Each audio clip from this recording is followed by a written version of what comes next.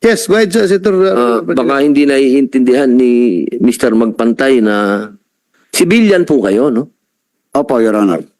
Hindi po kayo police, siyempre, Hindi po. maliwanag. Alam niyo po, kami po ni General Bato, ni Senator Bato, ako po ay dating bilanggo at si General Bato ay dating direktor sa Bilibid. Opo. Gusto ko lamang pong ipaalam sa inyo, yung mga kasong ganito, nakarumal-dumal laban sa babae.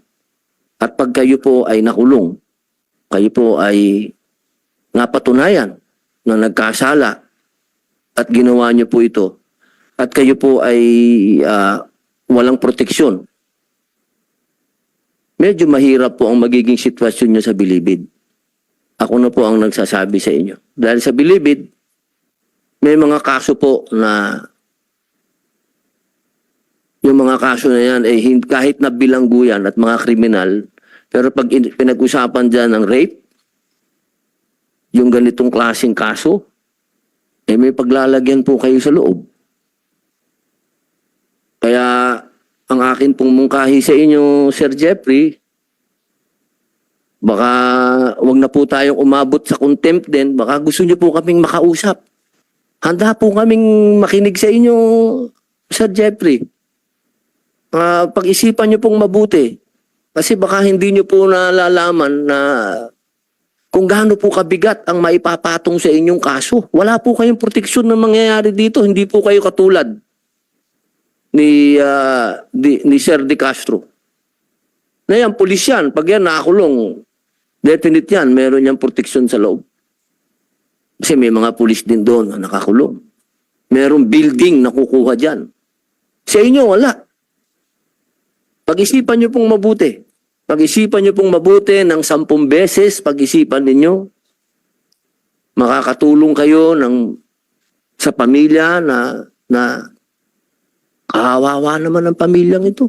At tayo magkakatulong sa kanya. At kami makakatulong sa iyo. So are you willing na mag-executive session sa aming dalawa ni Senator Robin Hood Padilla after this?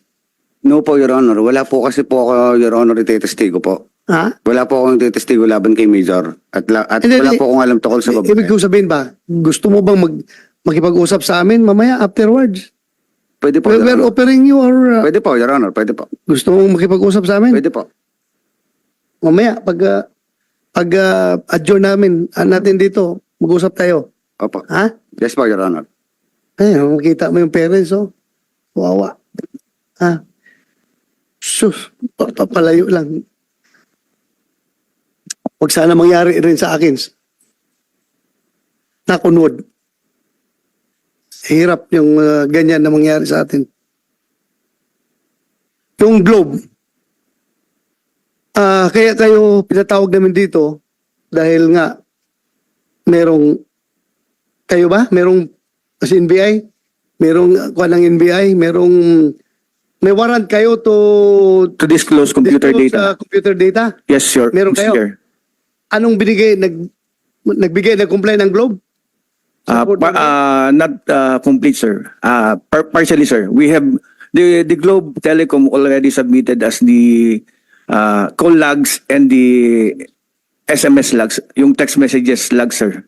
Yung Logs? logs po, yung mga oras po at saka yung lugar kung saan nagkaroon ng mga exchange of text messages between Major Alan De Castro and Catherine Camilon on the night she disappeared, Mr. Chair. So meron na silang binigay? Meron na po. Ang wala po, sir, sana na hiningi namin ay yung content ng text messages, yung SMS po. Kasi doon po namin malalaman ano ba yung mga nagiging usapan along the way. Again, we will hear from Globe. What's your position on that? Ang binigay lang doon ninyo, mga call data records, and again, yung content ang kailangan. Kaya kayo binigyan ng warrant to disclose computer data. Yes, magandang hapon po, Mr. Chairman. As disclosed by NBI, we complied with the warrant to disclose computer data. Ang binigay po namin ay mga lahat ng data nasa sa aming posisyon. Lahat na pwedeng ibigay na aming kinokolekta. As far as content of text messages, yes, we sympathize actually with the parents and the the victim. Actually, we deeply sympathize with them. But ang katotohanan at gaya ng nasabi ko nung isang hearing, katulad ng isang kasong ganito, ay hindi po kami nag-store ng text messages. Maraming kadahilanan po yan. No? Isa, financial, technical, and legal. Sa financial, napaka mahal po na magkaroon ng storage ng mga text messages na milyon, actually billion, dahil tayo po ang text capital ng mundo. Napakadami po yan. Pangalawa, sa technical naman is it will actually slow down the network.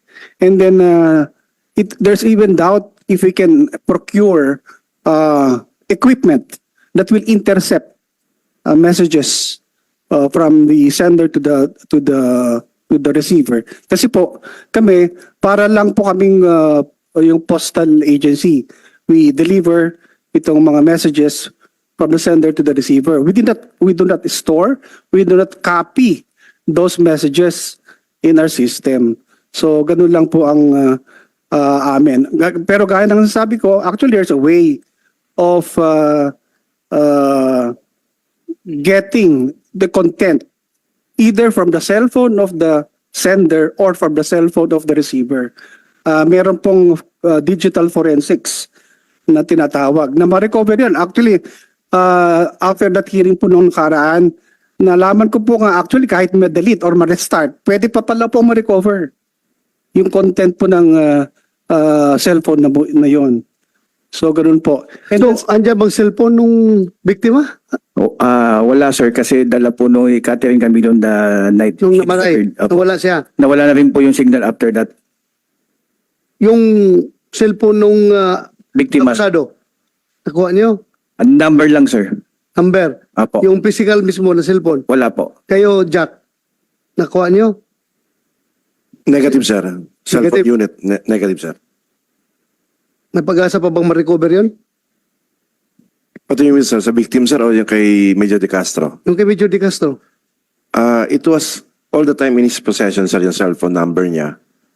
But, yung... Kahit dinilit na niya yung mga laman noon, marirecover pa rin. Yes, sir. Sabi Yes, ng Globe. At saka yung ating